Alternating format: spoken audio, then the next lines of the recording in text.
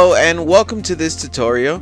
In today's episode, we're going to go ahead and learn how to change the taskbar color in Windows 11, okay? Now, you don't have to download any external programs. You don't have to download any third-party or modify the registry or anything like that, okay? All you have to do is go to your settings option and we're going to be able to do everything from there, okay? So that's what we're going to do first. Come over here to your start button and go ahead and go to the settings option, okay? Once you're in the settings option, we're going to come right here to where it says personalization, okay? Now this is going to be really important. Please pay attention.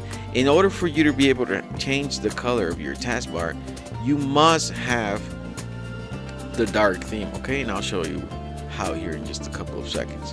So after you go to personalization, you're going to come over here to where it says colors, okay? You select that option right there, colors, and then as you can see right here, we're going to come down. As you can see, it's graded out. Why? That's because we have the light theme, okay? Now in order for you to be able to toggle this on, that's the option that's going to go ahead and enable you to go ahead and change the taskbar color.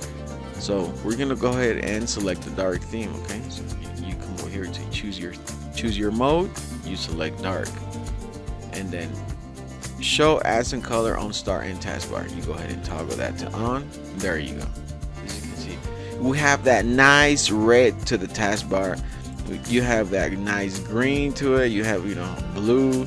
You can change it to any color that you like, okay? So it definitely gives it a different view to it.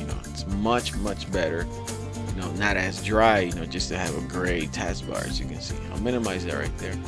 Definitely looks a lot nicer, gives it a lot more color to it. All right, so that's gonna be it for this video, okay? That's how you go ahead and change your taskbar color, okay? So if you find this helpful, please go ahead and like and subscribe, and I'll really appreciate it. So thank you very much for watching. I'll see you in the next tutorial.